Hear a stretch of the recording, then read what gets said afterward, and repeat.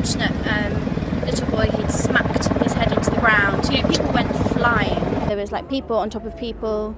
There was a pregnant lady underneath me shouting, "I'm pregnant." There was a little boy in his red and black uniform from around here. He must have been 8 years old, little tiny thing, his face smashed into the steps. So we were looking around, but you kind of have this glazed sense of, I must not panic. Emma Stevie, you were there this morning. Tell me what happened. What did you see? I got on the train, and within 5 seconds, the doors were closing, and we just heard the loudest, scariest screams coming from what sounded like the carriage right next to us, and loud men shouting, "Run!" So when people shout, "Run!" you run, and we just all ran for our lives, and we didn't know why. We didn't hear an explosion. I thought acid had been thrown around or something. I was just wondering why.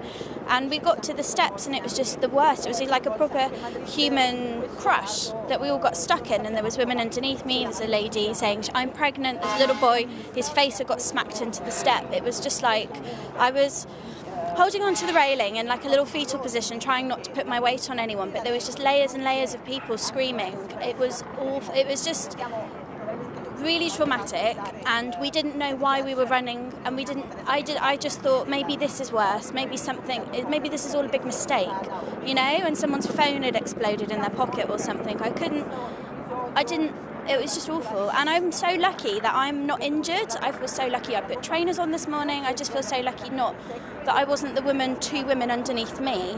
So you were literally, for anybody who doesn't know this station, it is a very small station. There is one staircase that comes from the platform down. There are two small exits. So there is one staircase, no escalator, nothing. No, nothing. And everybody that gets the district line will know that everyone gets on at Wimbledon, and then to get on at sort of Putney Bridge, Parsons Green, you're just like sardines trying to pack in. So you think hundreds and hundreds of people came off that train into a tiny station to go down a tiny set of steps, and it was just a complete crush. You know, it was. And you were literally trampling on people underfoot? Literally trampling. There was layers of people underneath me. And the tube men, the guys that work for the underground, all two of them, which starts to make me realise we should have more people, were shouting, "Get back, get back," because the people lower down were really, really injured.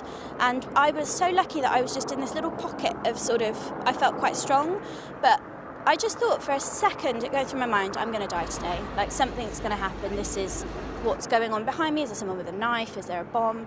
It was very dark, but then I thought, no, I'm going to be okay. We're going to be okay. But I was looking at the women underneath me thinking, you poor thing.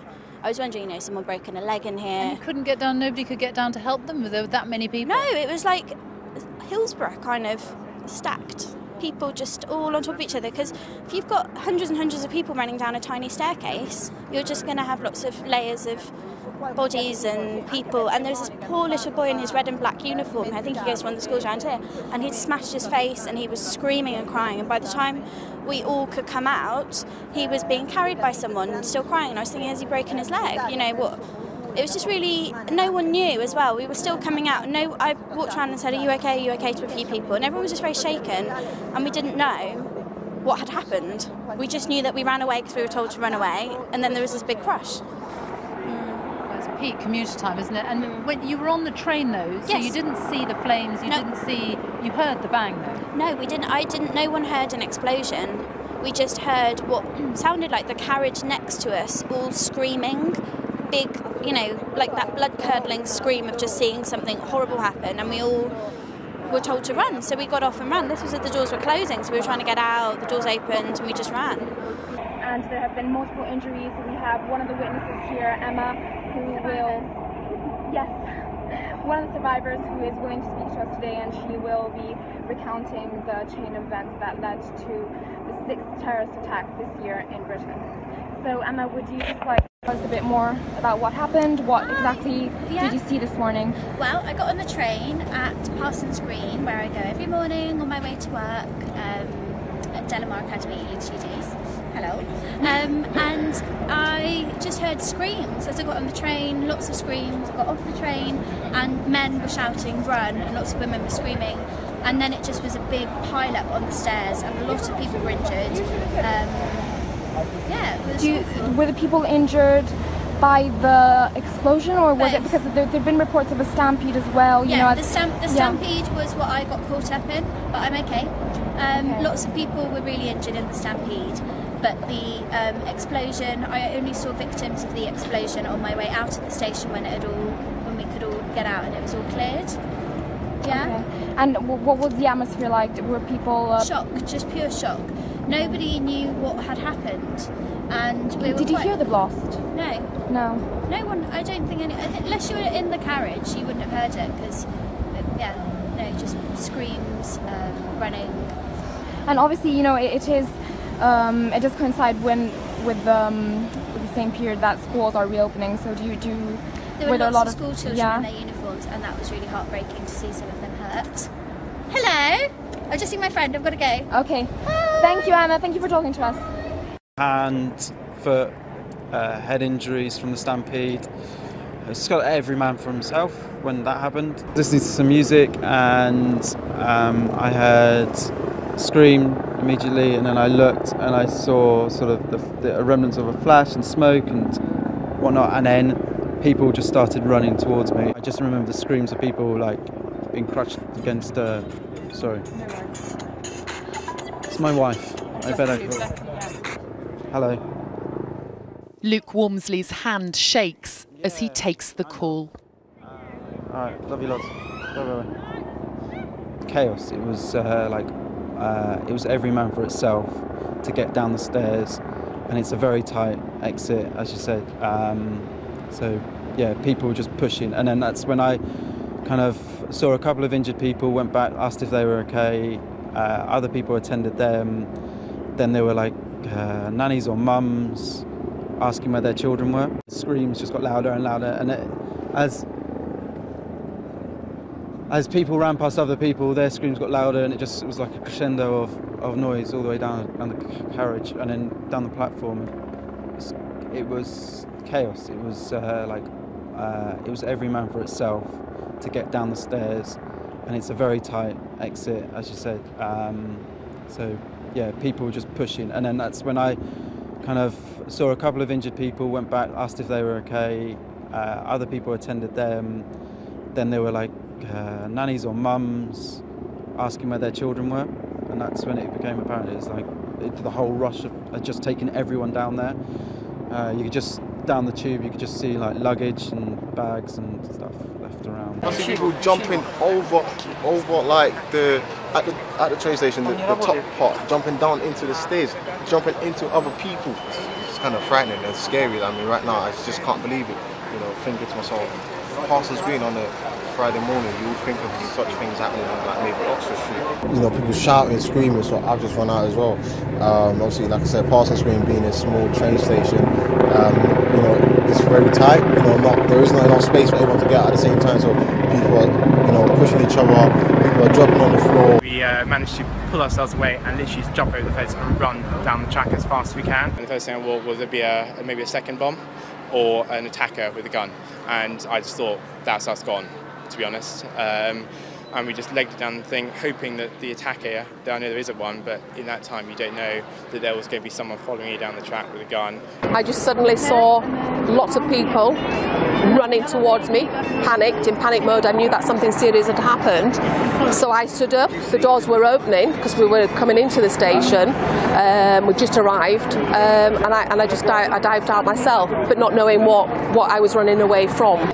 I couldn't see or hear anything. I just saw from my peripheral vision people just panicking and running and screaming and shouting, and I knew that something had taken place. The doors were just starting to open at the station, so I ran like everybody else did. People actually falling in front of me, I stumbled also, managed to get myself up, because my concern was to not be on the floor, because there was a stampede behind me as well.